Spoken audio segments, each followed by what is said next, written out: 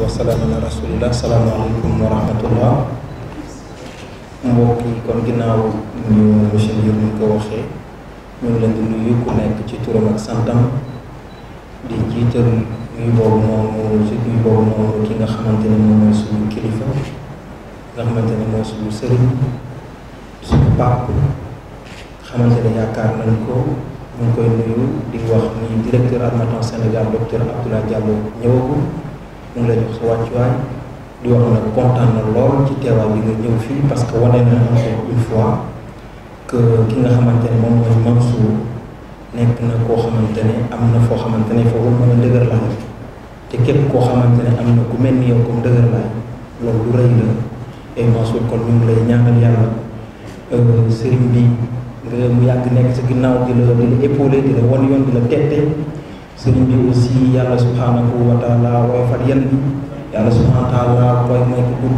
gudd fan comme ça mu continuer di ñu orienté parce que Sénégal gii nii dañu koy wax te du ma sa doy dëkk bii nii nit ñu baax ñi fi nekk ñoo tax li nga xamante ne ñeneen ñu ngi koy dund ñun dunduñu ko kon ñu ñaan yàlla mu gën a yokk ñoom noonu gën a yokk seen barke gën a yokk également seen i fan pour que ñu continuer di ñu ñaanal Sénégal nekk réew jàmm nekk réew boo xam ne day naat ñu dem ci développement bi nga xamante ne ñëpp ñi nga xamante ne ñu ngi laaj réew mi loolu lañ bëgg tamit. kon ñuy wax par rapport à cette cérémonie de dédicace ñun Mansour nekk na bonheur ak plaisir hérité li nga xamante ne moom mooy ouvrage bi ñu indil muy Nectar bi mu indee recueil bi xool nañ ko càmbar nañ ko suñu évaluateurs yi xool nañ ko gis nañu ni vraiment li mu bind ci li muy aborder ak ni mu koy defee am na solo am na valeur am na ñam comme ni ñu koy waxee. bii ginnaaw loolu noonu comité de lecture bi nañu kii de nga xamante ne moom mooy Mansour téere bi muy indi man ngeen ko édité te du ngeen ci am benn problème te loolu noonu li koy firndeel moom mooy ki nga xamante ne mooy Waly Ba professeur émérite de lettres nga xamante ne tey ji Sénégal bu ñuy wax littérature mënuñu ko wax te tudduñu Waly Ba mu nekk écrivain aussi bind na Harmattan ñaari téere ak yeneen téere yoo xam ne bind na ko donc Harmattan ñaari recueil de poèmes donc spécialiste de la poésie la mu également bind yeneen téere yoo xam ne ay livre de ay manuel de kii la ay dissertation et commentaires pour élèves ay livres yoo xamante ne actuellement Waly d'ailleurs il faut que tu en imprimes encore parce que c'est toujours demandé sur nan ngay defee dissertation nan ngay defee commentaire donc teewaayam fii aussi wane na ni Mansour téere bu mu bind téere bu mag a mag la te xam naa dina ci ñëw par rapport à contenu bi par rapport à thématique yi muy abordé Mansour kon ñu ñaan yàlla aventure bi continuer tey jii nii yow dugg nga ci histoire génération yi di ñëw ba keroog ñuy àdduna di tukki yow dinañ ko ne wax ni Mansour am na lu mu fi bàyyi ci àdduna bi partagé na ay émotion partagé na ay avion ay point de vue ci thématique yu bare bare donc ñu ñaan yàlla mu continuer ñaan yàlla aussi yeneen téere ñu ñëw yoo xamante ne aussi day am même valeur bi wala mu ëpp valeur bi nga xam ne moo nekk nii di wax ñi nga xamante ne ñoo nekk ci mbooloo mi que Harmattan Sénégal liggéey yoon mooy loolu fexe ba ñi nga xamante ne am nañ lu ñu bëgg a bind lu ñu bëgg a partager ak nit ñi parce que lépp loo xam ne xam nga ko war am nga responsabilité partager ko ak nit ñi donc ñi leen di ñaan ñi nga xamante ne am nañu ay roman mu nekk ay recueil de poème mu nekk ñoom ne dañoo bëgg a def ay témoignages ci seen jaar-jaar parce que am na solo ñuy raconter seen jaar-jaar parce que génération yi di ñëw man ci jëlee ay leçons man ci jàngee am ay jàngat kon loolu moom mooy kàddu yi nga xamante ne bëggoon naa ko rotal fii ci kanamu sëriñ bi di leen jaajëfal asalaamaaleykum wa rahmatullah. donc Mansour vraiment bokk nañ ci ñu ko yar finalement moom Tivaouane la jànge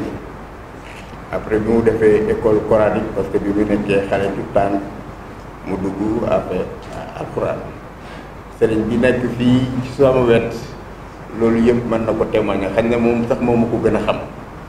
parce que ci keppaaram seen keppaar la Mansour màggee donc bi mu jàngee ba pare mu dugg école bi mu duggee école française après mu jàng dem collège dem ba lycée def bagam mi ngi def baccalauréat scientifique série S2 après mu continuer am son diplôme d'études supérieures en électrotechnique bi mu paree loolu mu génn commencé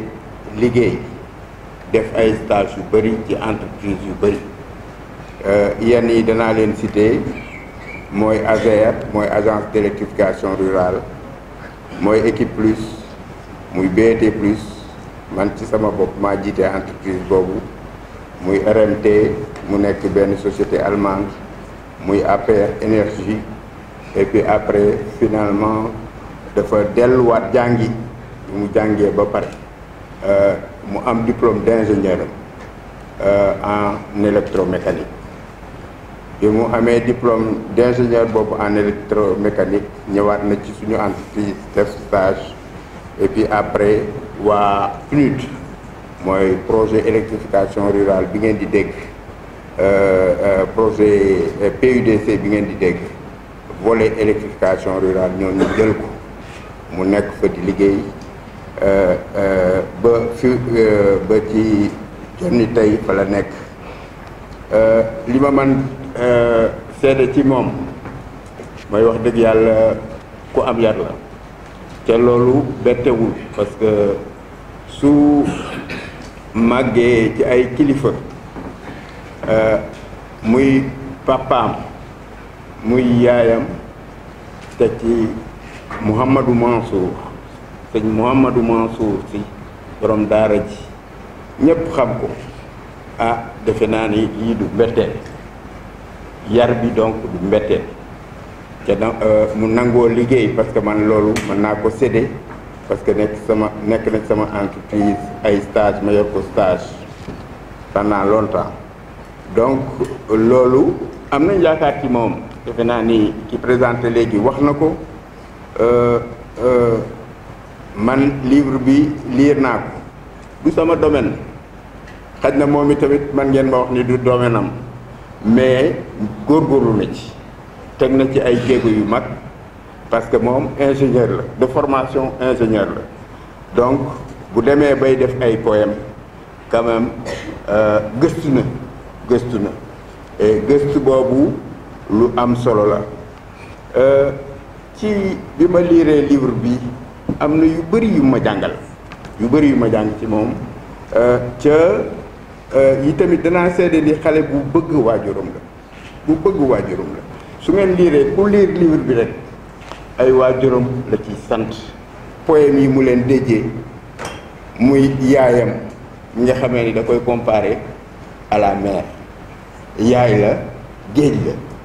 donc loolu lu am solo la papaam waxaale wu ma ko moom i tamit déjee nañ ko ci benn poème bu nga xamee ni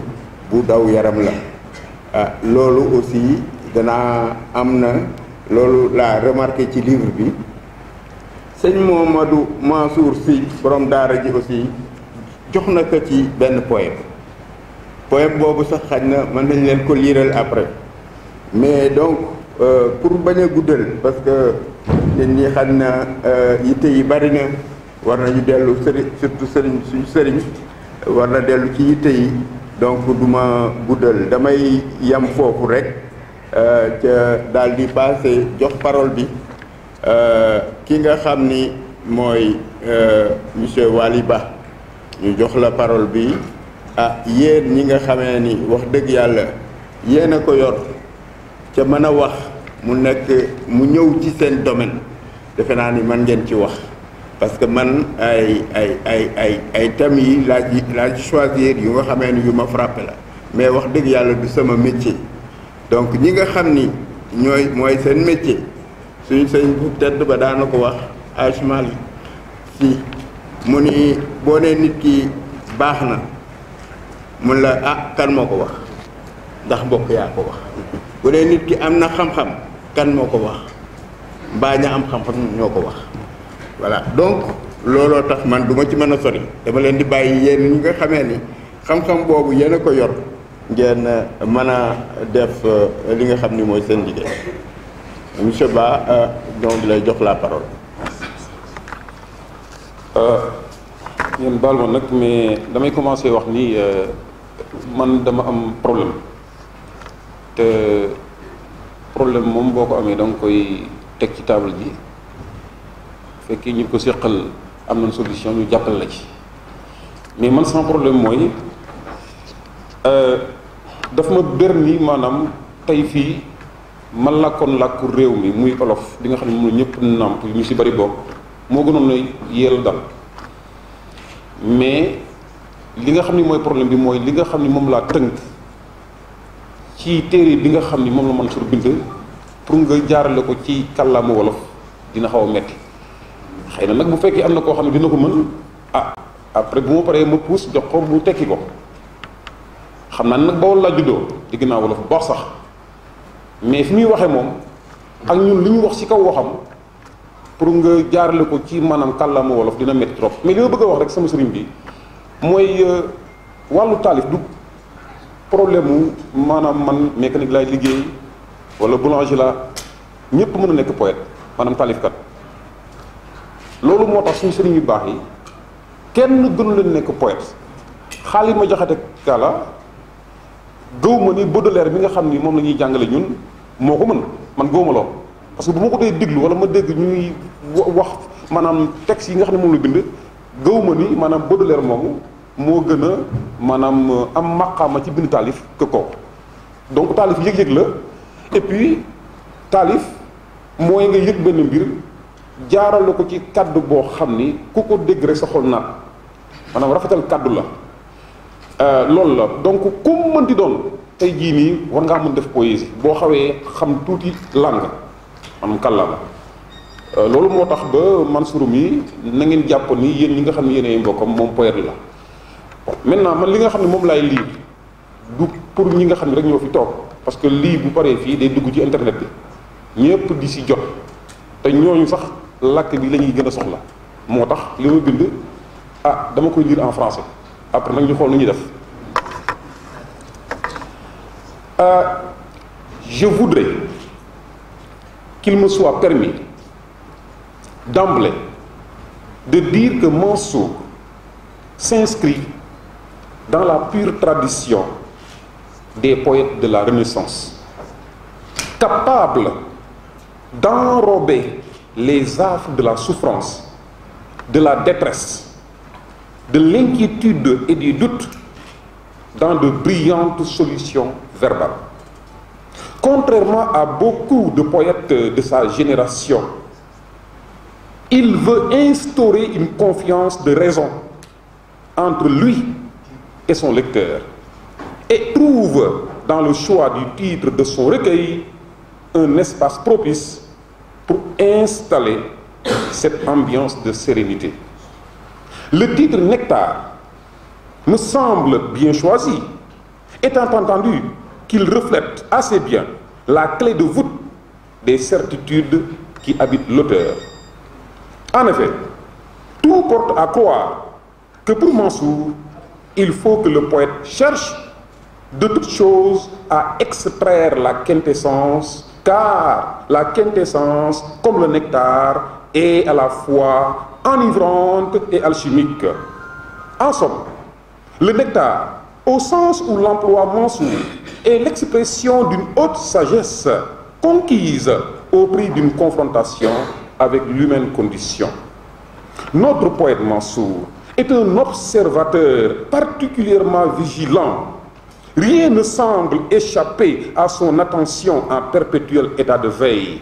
Son âme est une tour d'ivoire à partir d'où il observe la rumeur classique de 100 troupeaux, tout en guettant l'aube transparente d'un jour nouveau. J'ai cité Senghor. Il est un véritable Mansour, il est un véritable univers enfermé dans un homme, pour parler comme Victor Hugo. Mansour, mais il s'impose des restrictions plutôt salutaires dans le choix des sujets à traiter. C'est un poète qui a ses obsessions thématiques qui n'ont pas seulement en partage leur intemporalité et leur universalisme, mais aussi leur incomparable résonance morale et philosophique. À ce propos, le texte inaugural intitulé « L'arbre » annonce bien déjà la couleur. Mansour écrit ce qui suit. L'arbre n'a pas besoin d'ailes. Même ses pattes, il les balance en l'air, comme un bébé avec ses jouets. Il tend ses fruits au ciel. L'arbre est attaché à sa mère. Celui qui le déracine menace sa vie. il est intéressant de remarquer que bien souvent, pour délivrer un message de haute portée pédagogique, notre poète Mansour se met dans la peau de la catégorie ciblée. Et ce rapport d'identification donne souvent lieu à des résultats insoupçonnés du point de vue de la mise en forme des sentiments et des idées. C'est sans doute dans le poème intitulé Le Père Soldat, que Mansour illustre avec la plus touchante perfection cette technique de présentation. Voilà ce qu'on peut lire donc dans ce poème, Le Père Soldat. Et toi, papa, tu fais quoi dans la vie? M'a demandé mon fils, l'œil débordant de vie. J'ai failli juste dire ôter des vies. Et bascula ma pupille appauvrie. Qui me dira si ce monde est censé? Faut-il dire que les fous l'ont dominé si pour y vivre on doit s'entretuer? La poésie de Mansour est aussi, dans un sens, un faisceau lumineux à la poursuite de l'insaisissable. Il suffit d'interroger certains titres pour s'en convaincre. L'éthique, personnalité, le rêve, sens, la vie, le temps. Voilà autant de titres qui, par leur seule résonance sémantique, font sauter le verrou des évidences dans lesquelles on croit les avoir piégés pour de bon. L'ombre des réalités traquées est tellement évanescente que le discours qui se charge de la nommer et de la représenter en perd parfois son minimum de transparence. Parfois même, il s'agit carrément d'une abstraction exacerbée qui finit par figer le texte dans une sorte d'énigme qui ne dit pas son nom. C'est un tel constat que l'on peut faire tout au long de la pièce intitulée « Les évidences », dans lequel il écrit ce qui suit. 2 composants dansent sur 8 pistes. Un chiffre symbolique de l'inertie, lettre emblématique du déjà accompli, et un nombre symbolique de l'unicité, signe emblématique de la globalité. Ils se lient et produisent des merveilles. Un écran accroît ma prunelle, des bus prolongent mes nerfs, un pupitre allonge ma langue. Dans ce monde aux horizons qui se rapprochent, l'horizon du numérique se ramifie, même l'atmosphère ne la freine. La poésie de Ngom peut se revêtir parfois d'un bel élan anecdotique, mais c'est toujours un simple prétexte esthétique pour mieux interroger les profondeurs de la conscience. Dans le poème intitulé Tambour, par exemple, il s'agit d'un coup de baguette mélodieuse qui débouche sur la scansion d'un hymne pour que résonne la voix de l'unité. Il arrive aussi que l'inspiration prenne chez Ngom un tour intimiste, mais il ne débouche jamais sur un épanchement irraisonné. Mansour est un poète qui, même dans l'espace du lyrisme sentimental, arrive, autant que faire se peut, à nous faire tomber dans la béatitude de l'euphorie. C'est le poète de la sensibilité dominée, apprivoisée. Dans le poème intitulé Aux parents, il use avec maestria des techniques de l'ellipse, de la litote et de la périphrase pour célébrer le mérite des géniteurs, les siens propres et ceux de tous. En somme, nous donnons en Mansour un véritable rôdeur des confins, pour reprendre le titre d'un très bel ouvrage de l'écrivain anglais Kenneth White. Un rôdeur des confins thématique, car il a une nette préférence pour les sujets rares et sait toujours trouver les bonnes nuances pour mieux conserver leur dimension mythique et mystique. Voilà pourquoi il atteint les sommets de la perfection dans ce beau poème intitulé Boulevard des résidents, où il immortalise les formes éphémères et fuyantes de notre lamentable humaine condition en ces termes. Au cœur de la ville, il y a une voie qui mène au néant. On la nomme Boulevard des résidents. Comme la monture de cette calèche qui passe, un passant presse le pas sur le pavé. sans offrir un regard à la boulevardière, livrant une taquine sous les regards absents du fou et du sans-abri qui défendent leur territoire perdu d'avance. La vie, comme une série de scènes, se projette sur cette route.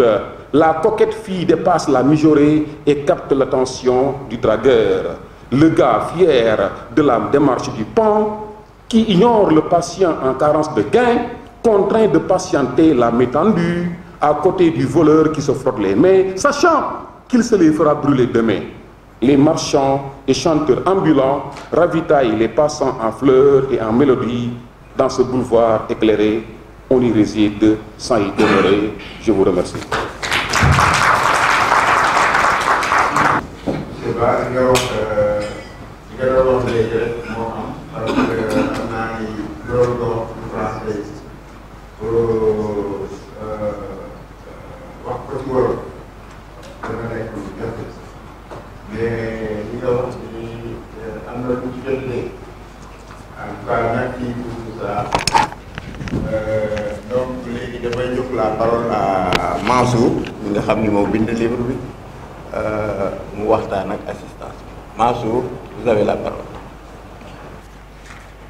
maa ngi leen di nuyu aussi asalaamaaleykum wa rahmatulah wa barakaatu tey suñu sëñ dafa toog vraiment jël kàddu diis na lool te kon mënoon na ñàkk moom waaye comme farata la maa ngi leen di wax di yox yi daal wax cant la. Je remercie beaucoup M. Waliba. Il a déjà dit l'essentiel. Si je prends la parole, c'est surtout pour exprimer un sentiment de gratitude à l'égard de vous tous. Je vous remercie vous tous. Je vous remercie d'avoir honoré de cette cérémonie, de votre présence à cette cérémonie. Merci à M. Mamadou Ndir. Je vous remercie beaucoup. Il a tellement fait pour nous. C'est notre grand frère Serge. Mais il a joué le rôle de père pour nous. Vraiment, je vous remercie. Comme am fi déggul olof monsieur Mamadou Ndir mi ñu fi déggul français suñu mag la waaye rôle papa la toogee taxawu nañu ñun famille bi yëpp sama carrière professionnelle sama wàllu liggéey su ma ko ci génnee dara du ci des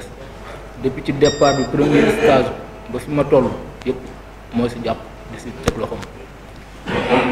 Je tiens aussi à remercier tout le monde. Je remercie la famille Ngom yaay maa ngi lay sant bu baax di la gërëm di la ñaanal yàlla fay la yiw yàlla bàyyi la fi ay ati at li nga bëgg sa njaboot gi mu defal la ko. Je vais éviter de dire un mot prononcé maintes fois, dire que mon père n'est pas là, car il y a de ces images, il y a de ces visages dans ce monde qui ne vous quittent jamais, et l'image de mon père en fait partie. C'est une image gravée dans l'univers de mon esprit, l'univers de mon cœur, l'univers de ces deux orbites qui est devant vous.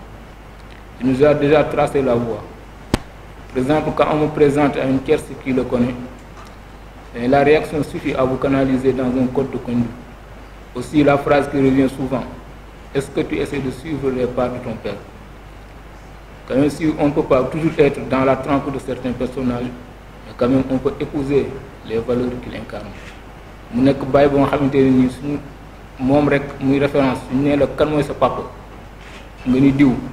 réaction bi nit ki di njëkk a am ak kàddu bi ñu ciy teg dina la teg ci yoonu njub dañ lay wax mooy est-ce que yaa ngi jéem a donn sa papa est-ce que yaa ngi koy jéem a topp yoon bi mu jaaroon. kon boog je lui remercie beaucoup. Je remercie aussi notre père, mais El Hadji Ngouda Ngom. Il a tellement fait pour nous. Aujourd'hui, certes, il est malade, sinon il serait ici. Mais aussi, je remercie sa famille en partant de l'aîné et tout le monde. Eux aussi, ils ont tellement fait pour nous. Comme nous l'avons dit, nous sommes des doomu baay kese ay doomu ndey lañu te rôle boobu ñu ngi koy joué bu baax maa ngi leen di remercier ñoom ñëpp. Je remercie aussi la famille de notre père Bara Ngom. Eux aussi ils ne sont pas du reste ñoom aussi la même chose lañ taxawee Modou Ngom ñoom ñëpp ba ci caat bi ba ci ñëpp taxawaay bi rafet na. Je vous remercie vraiment. Je remercie aussi la famille Ngom élargie, nos mères Adjaratou Issa Khoule je les remercie tous. Je remercie suñu doomu bàjjan Ibra Jiite moom it nekk taaw si ñun taxawaay bi rafet na. Je vous remercie vraiment beaucoup. En un mot dit, je remercie la famille Ngom, la famille élargie. Je le remercie tous. Je remercie la famille Diouf, son ndiaye, mon oncle maternel Djibril Diouf, vraiment moom aussi taxawaay bi rafet na. Je remercie aussi toute la famille, notre tante, je le remercie aussi Fat Diouf, vraiment merci taxawaay bi rafet na. Je tiens aussi à remercier deux familles, la famille Gaye et la famille Sissoko. Je dirais mes familles d'accueil, mes familles d'adoption. C'est eux qui m'ont accueilli quand je suis venu ici à Dakar. Ils m'ont soutenu, ils m'ont toujours épaulé durant mon cursus scolaire. Et ça, Sissoko, vraiment, je vous remercie. Vraiment, merci beaucoup. Je remercie aussi ceux qui sont venus de Pire, ceux qui sont venus de Ndiassane, ceux qui sont venus de Tivaouane, Thiès. Vous tous, je vous remercie. Vraiment, je suis touché. Je réserve un mot de remerciement particulier à la famille ici. Parmi ces visages qui ne vous quittent jamais dans la vie, je peux citer celle de Serigne Mohamedou Mansour, un père de famille hors pair, un marabout qui vous guide spirituellement, mais aussi qui vous enseigne et vous éduque. Comme je l'ai dit dans le poème dédié à Serigne Mohamedou Mansour, mais il a enseigné toute sa vie durant. Et l'enseignement ne se suffisait pas, ne se limitait pas sous les tentes à l'occasion des gammes, à l'occasion des ziars et autres, mais toute sa vie durant, il a transmis le savoir. Il a transmis le savoir. Dans la maison, il n'y avait pas de limite. Dans sa chambre même, dans ses salons, dans la cour, quand il se trouve dans les champs, même, il a toujours transmis le savoir. Mais aussi sa famille qui essaie de suivre sa voie. En partant de l'aîné, Cheikh Ahmed Tidiane, si, lui aussi, il a tellement fait pour nous. Mais je réserve un remerciement plus particulier à Seyni Mohamedou Habib si, ici présent. Je vais vous faire une confidence, vous dire que c'est lui qui m'a fait inscrire à l'école quand je suis tout petit. mu ngi nii bu ma nekkee xale bu ndaw la ma féetewoo ba moo jël sama loxo boole ma ñu dugal ma école sama yaay yëgul sama papa yëgul te ba léegi loxoom jógul si man ci frais scolarité ci paiement jàng lépp may dem ba yërëm ko sax xam ni vraiment mu ngi bëgg a ëpp mais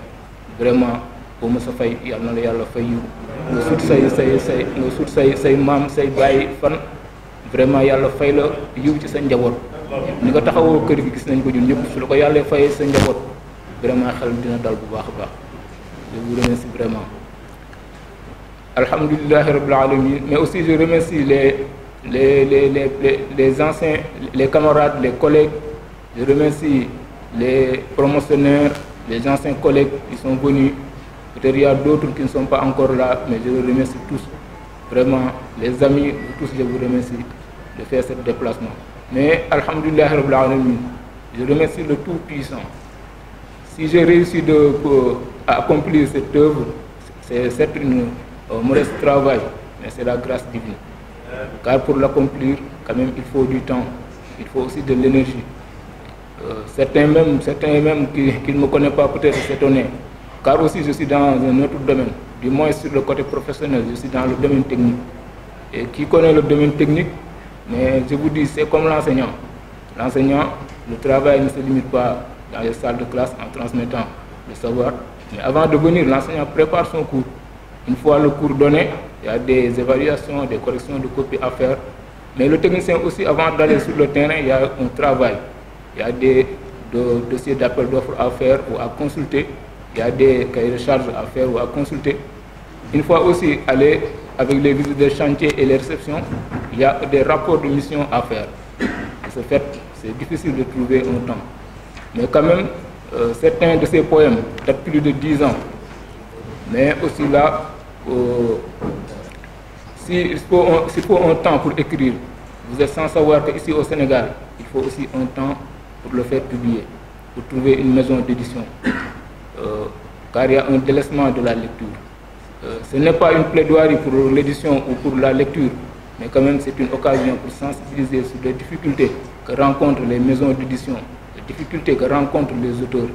parmi lesquelles cette difficulté de trouver un éditeur, mais aussi la difficulté de gagner le moindre sou après tant d'efforts, tant de sacrifices. Au contraire, c'est l'auteur même qui supporte certaines charges,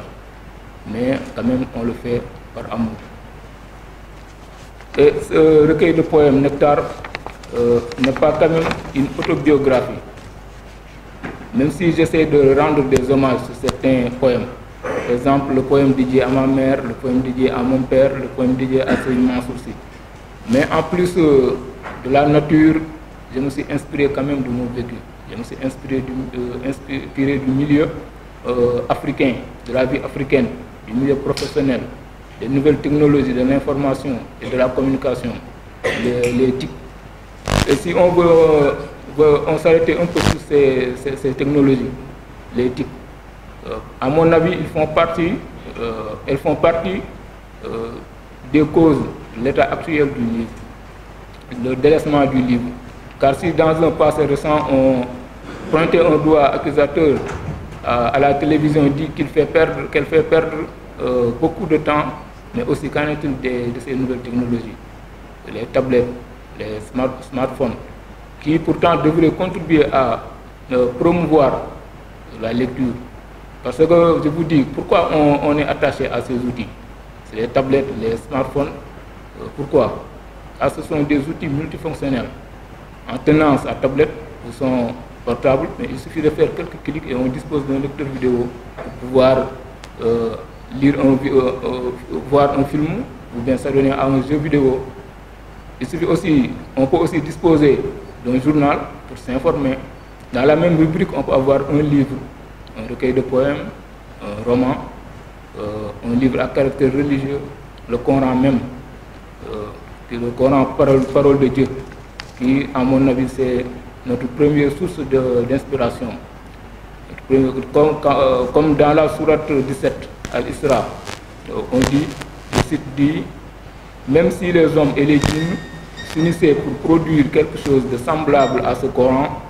ils ne sauraient produire rien de semblable,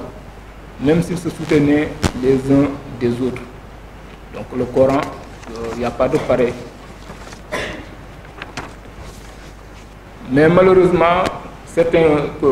surtout les jeunes, ne l'utilisent pas toujours à bon escient, ces nouvelles technologies. On passe beaucoup de temps, trop même, sur les réseaux sociaux, qui à mon avis ne sont pas de mauvais sujets quand même dans ce monde aujourd'hui, un monde d'ouverture, un monde d'échange. Mais quand même pour aller dans ce monde d'ouverture, dans ce monde d'échange, il faut y aller avec philosophie. Il faut y aller avec la tête pleine. Pas pleine de rêves, mais la tête pleine, sinon bien remplie de savoir, de sagesse, pour pouvoir prendre le juste nécessaire, le meilleur, mais aussi pour pouvoir donner quelque chose de retour, quelque chose de valeureux. Et la poésie, c'est l'émoi du cœur. La poésie, c'est un genre littéraire associé à la versification, tendant à mettre en valeur le rythme, l'harmonie et les images. C'est pourquoi le poème dédié le poème dédié le poète, j'ai dit, mes sens secoués, je délire. Les images m'envoûtent, les sons m'énivent, toutes les couleurs m'excitent. Je puise dans le désordre, activement servi, je sélectionne.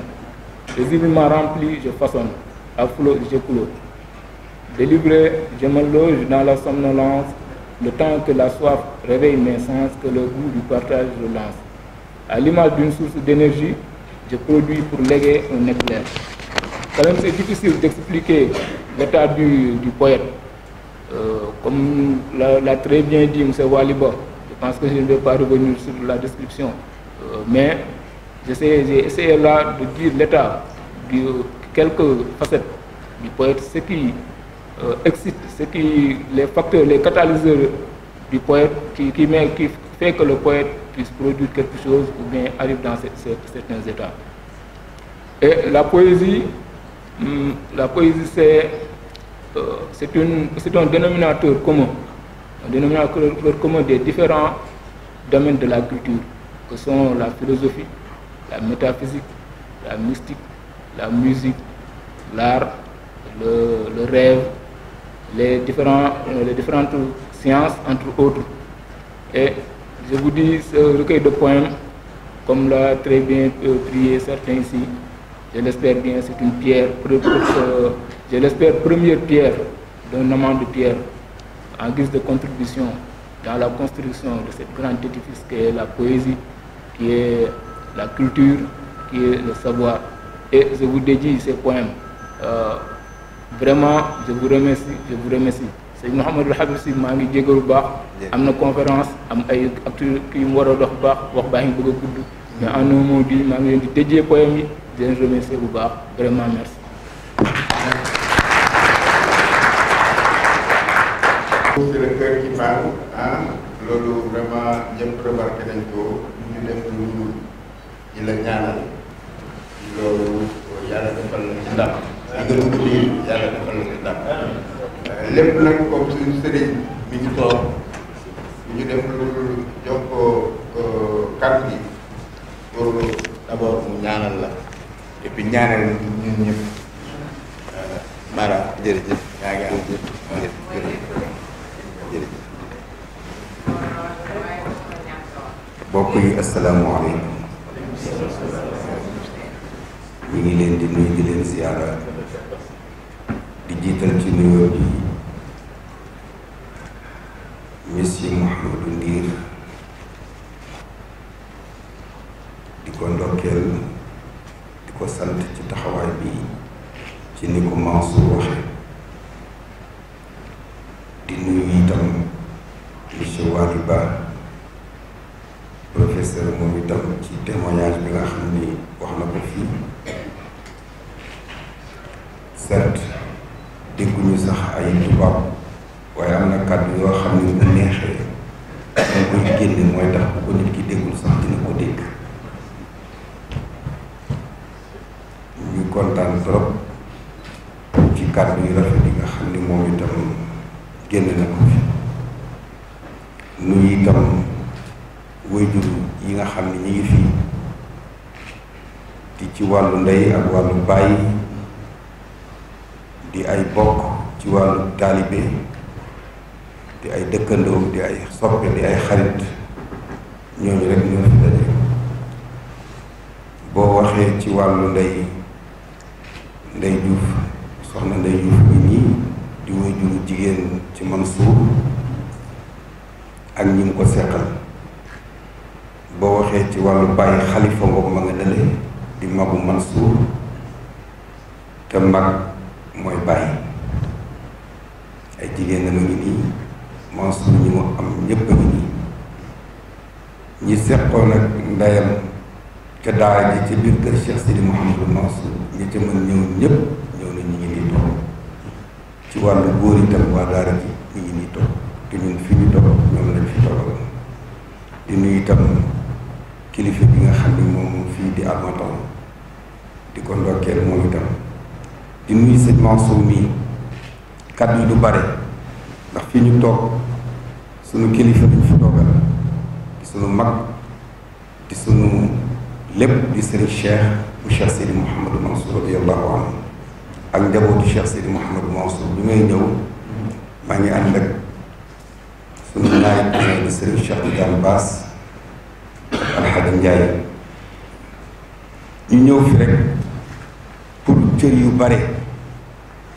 Mansour comme ni mu ko waxee sunu rakk la sunu doom la sunu rakk la ndax bàyyi longom bi muy ñëw Tiwaawan sëriñ Mansour indiwu ko woon yëkkatiwu ko woon sëriñ Babacar si la doon ziyaar si booba baayam moo doon kilifa dëkk bi mu nekkoon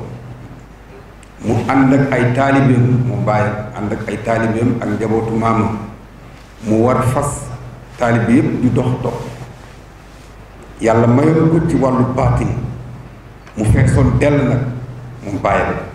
wuutu woon ay waajuram bi mu ñëwee ba Tiwaawan gisanteeg sëriñ Babacar ba àggal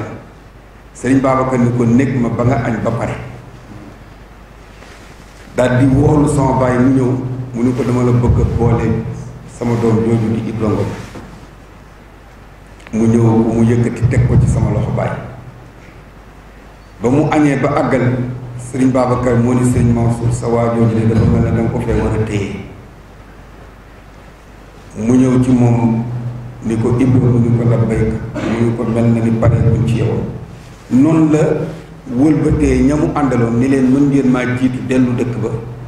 maa ngi leen di topp si boobu ba léegi delluwaatu dëkk ba loolu moo fi bàyyi bàyyi mu ànd ak son bàyyi ci ngor ci ngëm ci mat mënoo fexe ba bàyyam nga xamal ko benn baat benn xaraf c'est-à-dire heure boo ñëwee ci moom di ko laaj lu mu mënul a tontu wala lu yoonam nekkul mënoo fexe ba jële ci la neex parce que lan la lay wax du la wax sa yoon nekku ci du la wax nàngam daf naan la këfin bi këfin na su ma ko këfinee mu këfin buy këfin kenn xam mënuloo jële dara ci bàyyi Ibra mu nekkoon nit ku loyal nit koo xam ni ku juste la woon demoon na ba Serigne Mansour su tukkee ci Ibra Ngom ngay xam ne ndax Serigne Mansour ñëw na wala ñëwul tukki na wala tukki masul ànd ak Serigne Mansour dem benn dëkk ba fanaan ci néeg kenn masu ko gis heure boo ñëwee ci kër sëriñ bi lu kër gi bari néeg lu kër gi rafet ca buntu kër ga ca perron ba lay lal fa lay tëdd nekkoon gardien wu xadara yàlla mayoon ko nag daan na ànd ak sama baay fii nii sëriñ bi dëkkoon ci jëppal jàkka yi masjidu rasul boobu fañ ko def am na benn guy gu fa nekkoon gu tudd guy Ablaye Naar guy ga kenn masul nangoo dëkk ci li wër guy gi ku fa dëkk mu jommal la dàq la génn la foofu sa mbàpp am fii kër ci baaw fa la jëkk am kër bu rombee di fa jógee di dem Pikine jaar ca guy ga jullee fa tàkkusaan ay mag fekk ko fa ni ko fii ngay jullee tàkkusaan day buñ sëyoon nga di ko moytu ndax guy gi baaxul mu ni baaxul mu ni sikaab bëgg nañ fee tabax waaye ñemewuñ fee tabax ndax guy gi ku fi dëkk ñu taxal la mu woolu bàyyi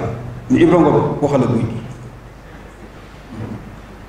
waxala guy gi mu ne ko këfin na këfin mu ne ko waxuma këfin demal wax guy gi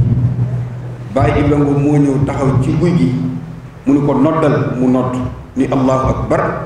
ñetti fan lañ ci teg guy ga woo koŋ daanu ñëpp tabax ñëpp dëkk waaye def na ko donc li mu ànd ak sa mbàbb ci ay gis ngeen ko ci xombal bi sa mbàbb di tabax foofu te jékki-jékki garab ga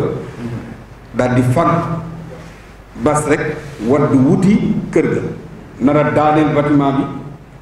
dafa woolu bàyyam Ibra Ngom demal nga dellool ma garab gi mu taxaw ca gannaaw garab ga moom Ibra Ngom di def nii garab gi di def nii garab gi sëriñ Mansour di jàng li muy jàng muy def nii garab gi ba garab gi delluwaat te benn law bi ñëwul kenn gorul kenn deful dara loolu am na moom nag ndeyam di ko jur di ko baax di ko yaru di ko dal tabaarakallaahu àndoon ak bàyyam fekkoon ak bàyyam ay jigéen waaye mu ànd ak moom ci ngor ci lépp jur ay njabootam ci ngor ci diine bëggoon doom nag moom nii mas naa jël xale bii booba maa ngi ci daara ji te ma wexoon xat moom nag mu bëggoon doom ma jël Mansour nii ni ko day Juuf ba mu xool ma maa nga ca kaw étage bi jël Mansour nii rek sëpp ku ni ko tey ma waddal ko ci suuf mu yóoxu waaw muy xale bu baax nag comme ni mu ko waxee masul jóg ci sunu loxo man masuma fàttaliku Mansour fu mu defee benn dara te ñëwul ba ci yow ni la maa ngi bëgg a dugg ci nangam wala duggoon naa ci nangam gi fekkuma la ci woon gisuma la wala nangam nu ma koy def wala nu ma koy doxale ba ci livre rek lépp amul benn passage fu muy jàngee wala fu muy defee stage wala fu muy liggéeyee mu jëlee ca ñaari dërëm te indiwul ñaar dërëm yi ba ci man génn ca la ci sama wàllu jox ma ko amul fu muy dajeeg man te du yëkkati xaalis jox ma donc ba nga xam ni man loolu yëpp waxuma ko mais man li ma gën a neex ci moom mooy yar gi teggin yi ak dal gi ak nangu ak xam ni njaboot la nangu ñu njaboote ko te ba léegi miinagul suñu kanam yi yal na yàlla barke lépp loolu dañ koy wax ci turu Serigne Cheikh parce que li may wax nii peut-être gan yi ñoo ko dul xam mais dëkk yi xam nañ ko bu baax a baax bu ñu nee Ibra Ngom doy na waar donc ñëpp si kii yam surnom moo doon doy na waar loo ko mun la doy na waar doy na waar kenn mënu cee tëj kenn donc ba nga xam ni ñaareel ba mooy Mansour mi kenn du ko présenté ku dëkk Tivaouane ñu bari nag mën nañ ko bañ a xam ndax yaram ak noppem ak effacé ni mu effacé woo waaye nu ñaan yàlla fi mu jublu tabaarakallahu yàlla na fa yiwu yàlla féete yàlla bu mu am pat yàlla na àgg ni yoon yàlla na ñu fekke lépp li mu nu yéenee ñu yéenee ko yàlla na ko yàlla mottali vraiment kontaan nañu dañu sawaroon ci ñëw fi tey jii soo demee sama kër sànq ba tey ñu ngi may bëgg a rey téléphone xalif bu Mbambilor Thierno Mohamed Ba Tidiane Ba ma nga fa toog ak ñi mu àndal ñëpp fii ci wetu Castor cité des eaux am naa fa conférence bu mag sànq ba tey ñu ngi mooy carré téléphone mais tey bu Dakar yëpp àndoon di conférence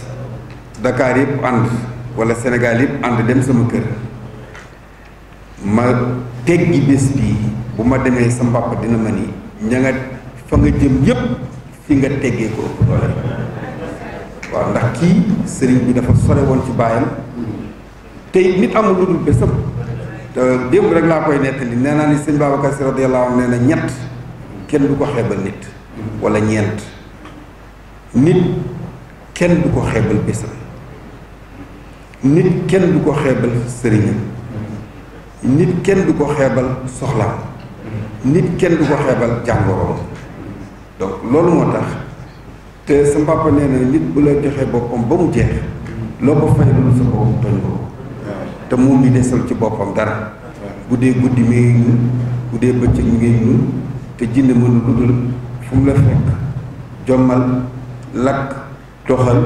loolu rek la jinne man yal na yàlla fay la kontaan nañu bu baax ñu ngi leen di sant yéen ñëpp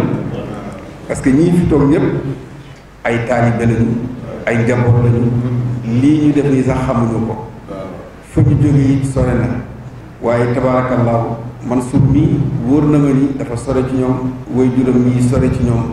moo tax ñoom ñëpp ñu def déplacement yi vraiment monsieur Ndir ñu ngi leen di sant bu baax ak monsieur Ba Mansour wax na ma seen taxawaay ci moom yàlla yàlla fay leen bokk vraiment lu mu leen sant rek ñun sant nañ leen lu ko yàlla yàlla barkeel bu baax a baax jërëjëf yàlla na sa taxawaay yàgg lii mbégte la ci ñun le fait que nga ñëw comme ni nga ko waxee léegi ku nekk xam na ni amoo jot mais lii nga ñëw tey résider suñu travaux yi lu ñu ñor la ca àgg na fu sori ci ñun donc ñu ngi def sant la tey ñaan yàlla bàyyi la suñu kanam ba ca kanam a kanam yàlla ko yàlla def man na ko yàlla ko def waaw lii dal na suñu xel parce que ça veut dire topp nga ci tànku suñu papa sëñ Mansour waaw jàngal nañu Mansour wax na ko léegi jàngal nañu addinaam yëpp da ko jàngale te ku ko jigéen ñoom rek jariñu ci moom man am na lu ma ci xam lu bëri moom sa papa moo ma may soxna ci jëppal gii dama may soxna dëgg la ci doom Ibrahima mii laa daata dëgg la laa jël donc lu nekk defal nañ ko mënuñu ko fay mais tey occasion la yow mi nga xam ni yaa ko fi toogal ñu dolli sant gi lu ñu la doon sant ñu dolli ko ca di la ñaanal rek yàlla nangu ñaan yëpp loolu la ñuy ñaan léegi xam nañ ni jot gi amuloo jot looloo tax dañ lay libéré rek nga dellu ci yitte yi. ñun ñu toog continuer conférence. jërëjëf voilà jërëjëf si jërëjëf si ñu ngi leen di nuyu di leen ziyaare ji di leen sant di leen ndokkeel di leen wax sunu kontaan na lool yal na yàlla fay leen ci barke Yonent bi sallallahu alayhi wa sallam. Mansour bisam bi bu fekkoon te ni tey Dakar ak Tivaouane ñu koy dox sax daañu ko dox sax jaral nañu ko ndax ku am yar la ku am sutura la ku am teggin la ku tabe la ku fonki waajuram la nit ku mu gis jox la cër fa tabarakallahu ñi nga xam ne ñoo ay ndiyaayam di jibi mii ak ñi mu bokkal bàyyi ñoom ñoo ma déey kenn ku ne wax ma ngërëm ci moom di ko ñaanal di ko sant di ko ñaanal yàlla fu mu bëgg egg yàlla na ko yàlla eggale ci barke bi sallallahu alayhi wa sallam yal na yàlla barkeel njàngam yal na yàlla barkeel liggéeyam mboolem ñi nga xam ne ñooy ay kilifaam Mansour kenn ku ne loxooma war sunu loxo ci sunu loxo waru ko teraanga bi muy jël dina ko defal yal na ko yàlla defal ci yokk ci barke yonent bi yal na yàlla defal ko wërsëg wu rëy bu yaatu wu mën a yóbbu mboolem xeetam yi nga xam ne ak ki bokkam yóbbu la ñu siyaare yonent bi sallallahu alayhi wa sallam ci barke Seydi Hadji Malick fa tabarakallah soo gisee bokkam ñi nga xam ne ñoom la bokkal bàyyi di ay jigéen ñoom ñëpp oto bi ni ñëw fa tabarakallah di jóge Tivaouane ba ak si ñëpp ci Mansour lay wax ci lu baax ci moom su Mansour amee lu ko naqar ñun ñëpp ñu taxaw bu amee bànneex ñun ñëpp ñu taxaw defe naa naqar wu mu saroon a am tey jii bànneex bi tey fay na ko kon Mansour yal na la yàlla jàppale Mansour kontaan nañu yal na sa liggéey barkeel yal na sa téere bi barkeel bokk ci téere yi nga xam ne mënul bindoon ci jamono yonent bi sallallahu alayhi wa sallam ba heure bii ñu koy topp yàlla na ci téere bu bokk ci barke yonent bi sallallahu alayhi wa sallam ñi war a wax bari nañu waaye dañ woon ñii moom mooy wax ma wax seen kontaan rek leen ñaanal yi nga xam ne yéen nga nekkal tamit yàlla na kóllëre gi dëgër yéen tamit kenn ku ne yaa xam li nga bëgg yàlla na ko yàlla defal ci barke yonent bi sallallahu alayhi wa sallam ñi nga xam ne ñoom la bokkal ndey ak ñi mu bokkal bàyyi góor ñun ñëpp sant nañu ko ñi ngi ñaanal Mansour yàlla bu mu fakkatal yal na ko yàlla eggale yal na ko yàlla barkeel kontaan nañu yal na yàlla daje kontaan te yàlla ci barkeel bi asalaamaaleykum wa rahmatullahi taala wa barakatu. asalaamaaleykum maa ngi leen di nuyu ci seen tur ak seen sant man nag mënewuma wax ci mbooloo moo ndiir yéen ñëpp ñu ngi leen di nuyu di leen sant di leen jërëjëfal ndax sa taxawaay rafet na di jiital suñu papa ji ca kër ga muy alaaji Nguuda Ngom macha allah taxawu nañu fa bàyyi di taxawu doom ñun jooyuñu dara di gërëm suñu rakk yi nag Xalifa Ngom maa ngi koy waxaale ndax moom mënul sax wax ak Fass si waaye di gërëm ñëpp di gërëm suñu tante yaa Isa Xulle di gërëm Xadi Ngom suñu mag di gërëm ñëpp di gërëm suñu yaay Jinde Juuf yàlla nañ dund bañ koy teeru yoonu mag ndax lépp yow la yaa ak suñu nijaay ji yow yaa ñu bàyyi ak suñuy rakk di gërëm Moodu Ngom suñu mag mu Ibra jiite ku lim juum ñoom ñëpp suñuy mag maa ngi leen di gërëm di leen nuyu ci seen wàccuwaay ndax Ndey Juuf yaa ñu bàyyi ak suñuy rakk respecté ñu teg ñu place suñ leen di xool sax ñoom ñëpp dañoo am kersa ak ñun Sóora Ngom ñi rawati moom mi mag Sóora macha allah yal na la yàlla la fal jàpp Sóora baax nga bëgg nga say mag ak Abdou yi sarak yi topp seen ginnaaw ñu bëgg ñu du ñu def Tiwaawan loo xam ni woo ñu wuñu fu ñu soree sax dinañu woo ni ñu nangam la ñu bëgg a doxal wala nangam la ñu bëgg a def réeroo wu ñoom ci benn yoon te lépp Sóora mi ci la seen yaay moo leen xiirtal ci ñun Sóora bëgg ñu di ñu xool ci kaw lii bi mu commencé dafa téléphoné ñu ni ma waxal ak Aziz oto beeg lépp yéen a ko jël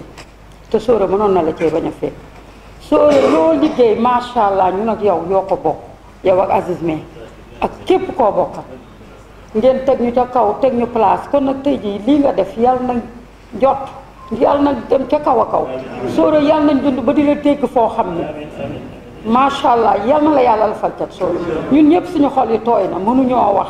waaye nag foog ñu jéem tey ndax Sóora dañ ñoo jox cër boo xam ne yow ak sa rak say rak sa yaay mii lu ñu wax mu ne dem nañ ca seeni mag teg foofu lépp teg ci suñu loxo doo leen def te yëguñu doo leen wax te yëguñu waaw ñun nag ñoo ngi leen di ñaanal yàlla yàlla nañ dund ba ngeen di yóbbu seen yaay ji maam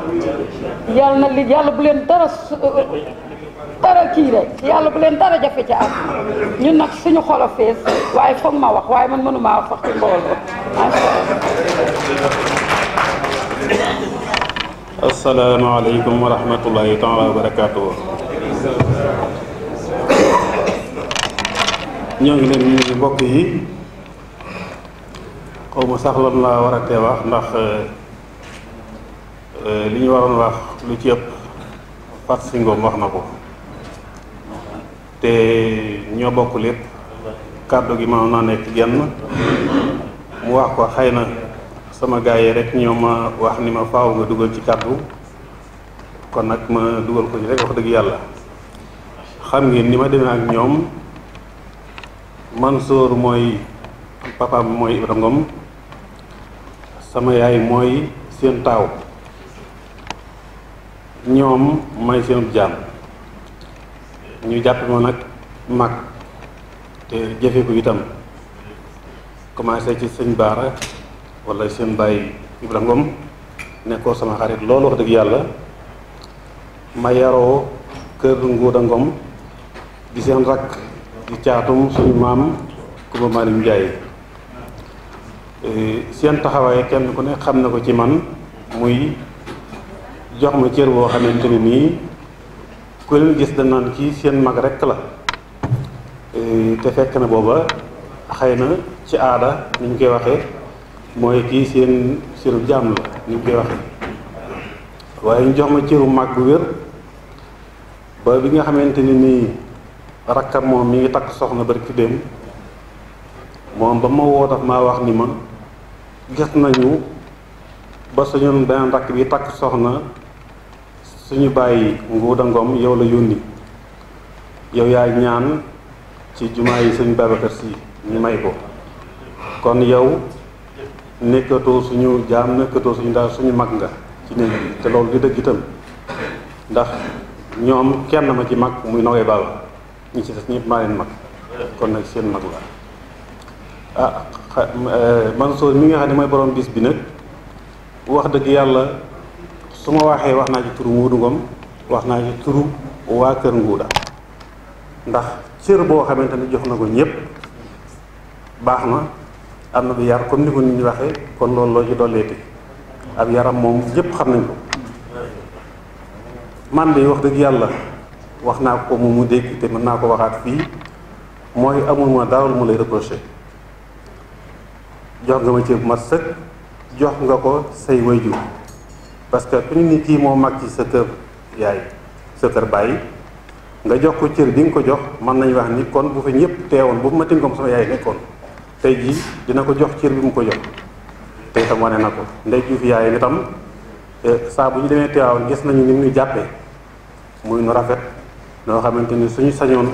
duñu jóg ci kër gi bañ nañ ko ba gàmmu bu jubsee ñoom ñëpp dañ may woo na nga ñëw gàmmu si Tiwaawoon loolu nag ñoo ngi ñaan yàlla taxawu leen taxawu comme ñoo aaye kër Ngom yàlla taxawu leen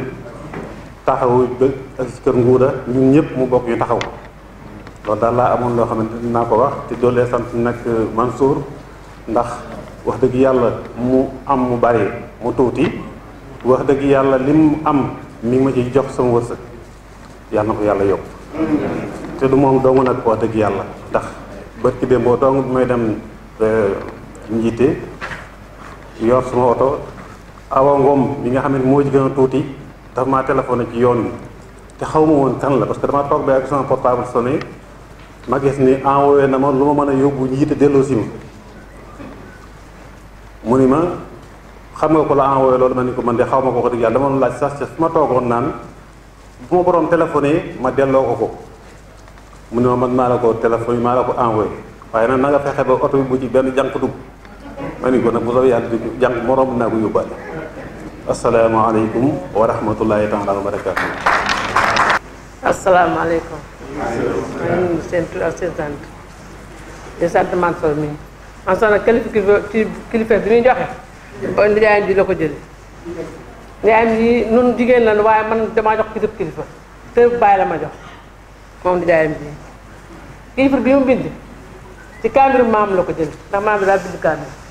muy sëñ mudd daa bind kaamir cëpp yi kon ca la ko jël maa ngi koy sant bu baax di sant la jub mais yaayam bu baax di sant jib saaram di jaayam bi maa ngi koy sant di ko ñaanal yàlla fa nga bëgg nga xam ko yàlla na ko yàlla egg yàlla nga fa egg fa nga bëgg a egg yàlla nga jóg ca kaw yàlla bu la daa dog barke Muhammad sallallahu alayhi wasallam lépp yàlla jumaa ñoo ngi leen sant di leen gërëm ndey jub nee na dëkkam yi mi ngi leen di sant bu baax ndax taxawaay bi rafet na trop mi ngi leen sant di leen gërëm nga paas si ngom nga ndey jub fa leen sant yaa seerak ñu leen sant di leen gërëm ndax yéen kay mën leen a fay waaye yéen da ngeen a bëgg gaakar ndaje bëgg ba mu man dooy bàyyi mel yéen man mosuma koo gis fenn ci ngeen rek laa ko gisee benn doom bàyyi mel yéen ci laa ko gisee ñu ngi leen sant bu baax yàlla yàlla yàggal seen taxawaay ñu ngi leen sant bu baax jërë ngeen jëf rahmatullah maa ngi sant ñi ci teew ñépp di leen gërëm sant yàlla julli ci yonent bi di sant Cheikh Seydi Mouhamadou Mansour di sant Alhaaji Ibrahima Ngom di sant Abib si ñu fi jóge nga xam ni lépp di ñaanal nag Mouhamadou Mansour di sant Modou Ndiir di ko gën a dénk Mansour ndax doy na ma ci lépp di sant mboolem ñu fi teew ñëpp di ñaanal Mansour moo xam lu mu bëgg yal na ko yàlla defal man sama xol xam naa fa ma teg xam naa la ma defal yàlla xam na ko jël naa léppam rek teg ci loxol yàlla duma ko sant dama koy ñaanal ni ko na xelam dal ca kanam rek incha allah. asalaamaaleykum mbooloo maa ngi leen nuyu te di leen sant man nag du ma Mansour du ma ko gërëm rek yam ci ndax dama koy dolli li ma koy dolli mooy day dugg ci àdduna te néeg bi mu nekk moom moo ci mag kon man bu ma ko ñaanalee ba noppi dama koy sant dama koy moo xam ne ko defagoo dara commencé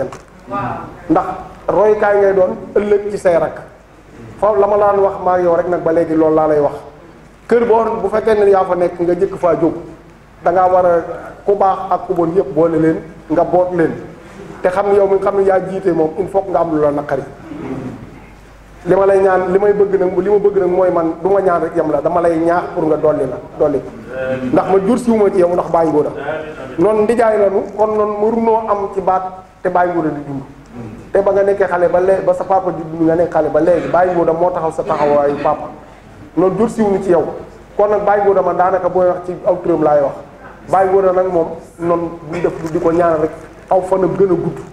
mu ne nga gërëm nga ko Issa Ndiaye. waaw Issa Xoral. Issa Ndiaye. waaw nee na lépp ñu ngi gërëm Issa Ndiaye. ak kan. ak Issa Khoule. ak Issa Khoule waaw. waaw li may wax nag mooy rek moom nga gën a góorgóorlu te xam ni da ngay doog a commencé yàlla bu la cat jiitu man côté bu ci nekk lépp loo ma war a defal man defal nga ma ko. doo xaar ma ne musuma ko nii defal ma nangam day toog rek xalaat ni lii lu jot la ci man rek mu defal ma kon nag man du ma def lu man sama ñaan ak ñaanu yaayam ñooyam ci moom man daal dama lay ñaan daal lépp loo xam ne yaa ngi koy bëgg a def yàlla na ci yàlla jàppale ba loolu kii nag nii la mën a mel ndax laa tax ma ni la mën a mel sëñ Mansour mi nga xamante ni moom lañ ko tuddee ndey ji mi nga xamante ni mooy yaayam sama yaay sama papa da koo jëlee jox ko sëñ Mansour bu féete wu moom mu ne ko papa mu jël ko jox ko papa moom nii mu Ibra Ngom comme moom ci ndigal la juddu ci lay mën a yaru ci lay mën a continuer ba fi nekk nag lépp loo xamante ni jàpp na ko bu ma ko nee bàyyil mu bàyyi su ma ko nee defal mu def waaw kon nag mbooloo mi yëpp maa ngi leen di nuyu ñi jóge Pire ñi jóge Ngomee nag ñi jóge Tiwaawan ñi ñëpp maa ngi leen di sant te di leen gërëm wasalaam. mooy sëriñ bu baax li nga xam ne moo fi jógee léegi ak wax nga li ñu wax ak chance bi ma am rencontre ko parce que loolu tey bokku woon sax programme xalaat ma ko woon mais doon na loo xam ni dugg na sama xol trop wax dëgg yàlla noonu laa ko mën a waxee mais dafa am leneen loo xam ni moo rax ci mbir mi parce que bi ma jógee léegi rek dem ci ginnaaw am sama benn xarit bu jigéen bu doon waxal dama faa fekk koo xam ni maanaam si ñi ma tàggat la bokk si ñi ma tàggat ci maanaam xeetu jàngale bi may jàngale muy français bi ma nekkee lycée moom si ñi ma njëkk a yor la bokk xam yu ma ko woon may wax ak moom bu woowu ni ma mer naa la bi ma ko xàmmili ko dama tiit parce que yàgg na ça fait très longtemps ay années 95 la mi ngi nee toog muy monsieur Ndiaye moo ma jàngal vraiment bëggoon naa ngeen tàcc ko donc kii si ñi ma jàngal la bokk te lu wér nag la ma jàngal moo tax tey lu ñu xaw a mën ñu mën ko monsieur Ndiaye mi ngi ne leen bind na téere te xam naa ni incha allah dina ko présenté fii ak maanaam quelque temps mais du ma may kenn mu lu koy présenté kooku moo koy def kooku moom c'est clair waaw kooku moom du ma may kenn mu koy présenté waaw loolu daal vraiment lu ma neex la si jotaay bi mais leneen li ma si bëgg yokk mooy ñi jël kàddu ñëpp maanaam dañoo wax ci jëmm ju baax ñi toog wax si moom li ñu xalaat te mu nekk dëgg aussi da nga koy sentir mais dama bëggoon ñu ñëwaat ci téere bi damaa bëgg a fàttali ni bind baax na parce que xam nga bind ci kaw wax loolu daanaka amul fenn mais wax ci kaw bind moom la ñuy def nii quoi moom dafa bind ñuy wax ci kaw bind bi donc moo tax bind te suñu mag ñu baax ñëpp boo ko seetloo dañoo bind bàyyi fi am na ñoo xam ne ay tonnes la donc loolu moo tax ba maanaam loolu dafa war a wëy parce que loolu ci lii des la bokk te aussi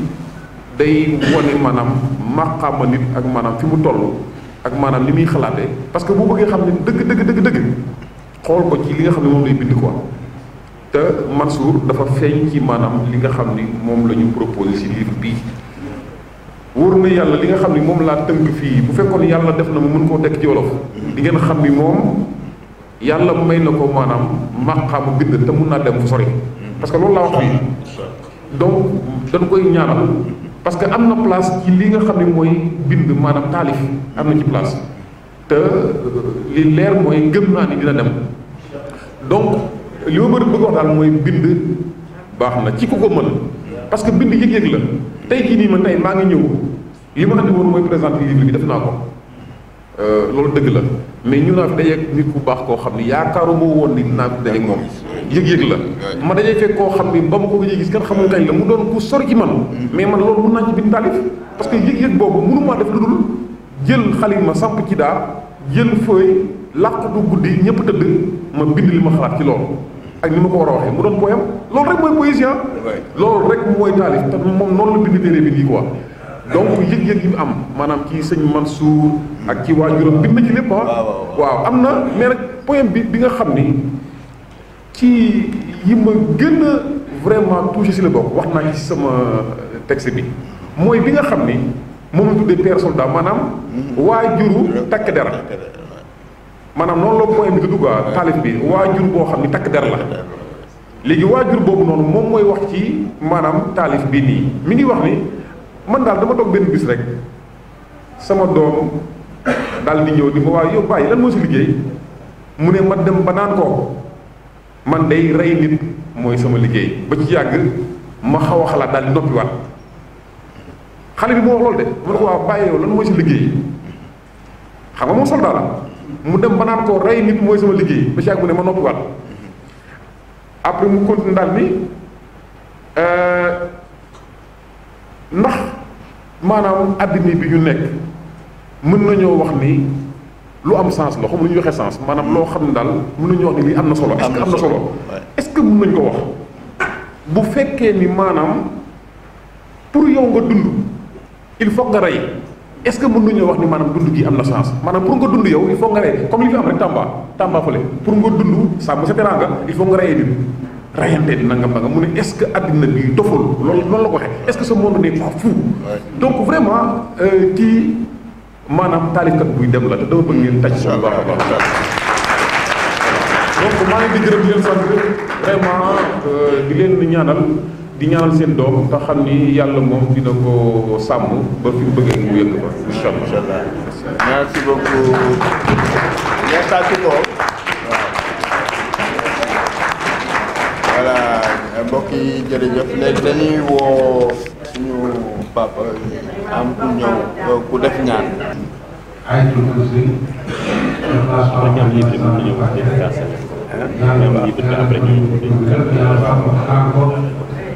yàlla barkeel ko barkeel njaboot yi ñëpp ñi nga xamante ne loolu lañ seen loxo yàlla barkeel leen yàlla aar leen ñëpp ñi nga xamante ne ñu jàppale nañ ñoo suuf vraiment yàlla fay leen kon ñu def ñaan boobu ñu bokk ko def Fatiha ayatul kursi Ikhlas Falaq Ikhlas Salatul Fatiha